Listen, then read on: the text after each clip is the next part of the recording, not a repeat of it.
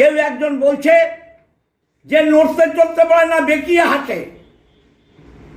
সে বলছে রচনা ব্যানার্জি আর দেবাংশু মিছিল করবে, আর মিছিল শেষের পর রচনা ব্যানার্জি দেবাংশু অর্ডার দেবে, সেইভাবে দল চলবে।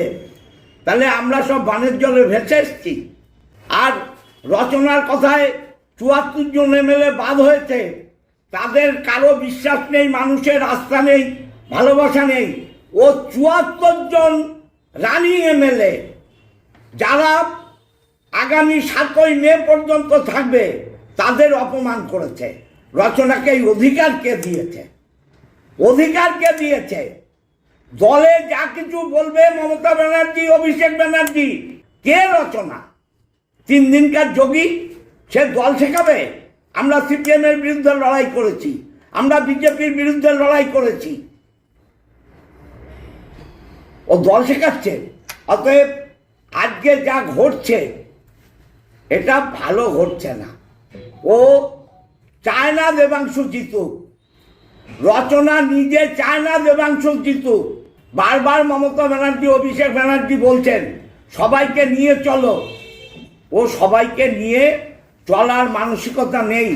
অপমান করা ওর অভ্যাস। ওর মতো সেজে গুজে পাউডার সোনো মেখে আমরা দল করিনি। আমরা গুলি বন্দুকের সঙ্গে লড়াই করেছি। তপন দাশগুপ্ত, আমি খানাকুল গোঘাটে যখন ডেলি একটা করে মরতো, সেই ডেড বডি আনতে আমি তপন দাশগুপ্ত যেতাম।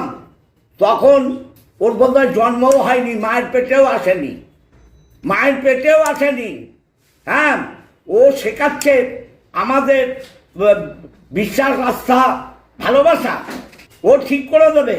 ওর কি গুডউইল, ওর কি গুডউইল। চুস্ত্র শহরে ৮,০০০ ভোটে হারে, আমি তো হারি না। আমার কোনো কাউন্সিলর তো হারেনি, আমার কোনো পঞ্চায়েতের মেম্বার তো হারেনি। ও কেন হারলো? তাহলে কি গুডউইল ওর? দেবাংশুকে জেতাতে গেলে ঐক্যবদ্ধ তৃণমূল চাই, ঐক্যবদ্ধ তৃণমূল চাই, ঐক্যবদ্ধ তৃণমূল চাই। এবং রচনার মতো এইরকম মহিলারা এমপি, তারা যদি দলে থাকে, দলের সর্বনাশ হবে। ও যেখানে যাবে, শহরাঞ্চলে, গ্রামের মানুষ ও দিদি নাম্বার 1 ফোরাম দেখে একটু ভোলে, শহরাঞ্চলে ও যেখানে যাবে সেখানে তৃণমূল হারবে। আমরা চাই যে ও শহরাঞ্চলে না ঢুকুক, তাতে দেবাংশুর মঙ্গল হবে।